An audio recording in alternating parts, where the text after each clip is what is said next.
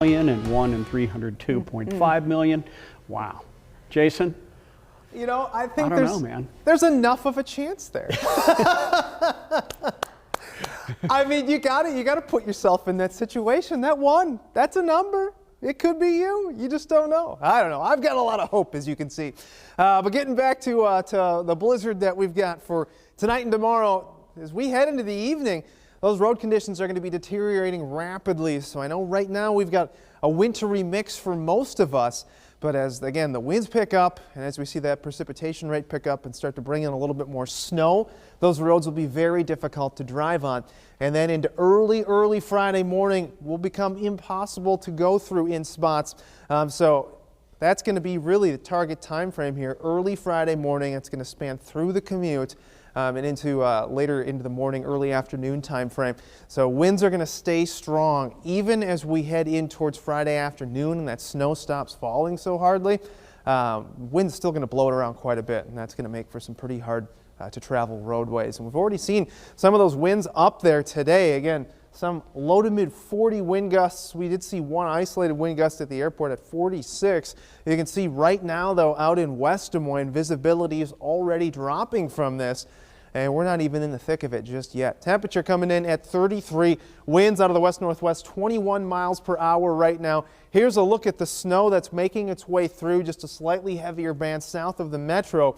And we look a little bit further to the west. You can see some breaks in this. So again, this is on the lighter side of what we'll be seeing as we head throughout the extent of this system. Heavier stuff up off to the northeast where Ray showed you some of those roadways are being reported as completely covered. So they're kind of more in the thick of it at this point. Drier stuff up off to the northwest by Sioux City. So again, blizzard warning through 6 p.m. tomorrow evening. We've got that winter weather advisory for the eastern portion of the state, 6 p.m. tonight through 6 p.m. tomorrow as well. May not see quite the strength of winds out there, but we'll still see some snow and enough wind to blow that snow around.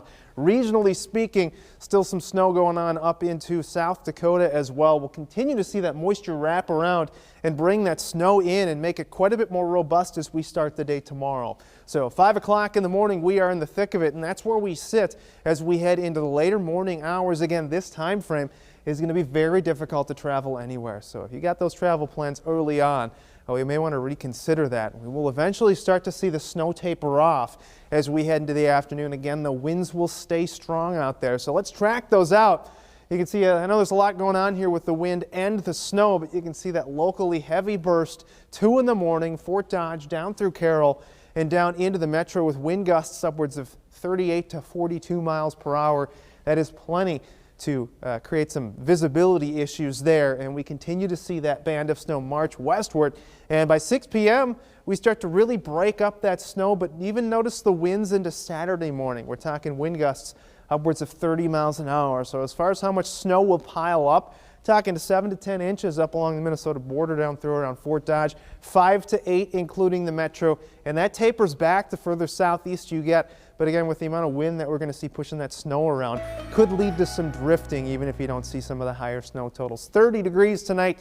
Again, that snow continues to increase in intensity, as does the wind, and that's what we're talking for tomorrow too. Weather alert day. Stay weather aware and stay safe. Again, it's going to be very difficult to travel anywhere.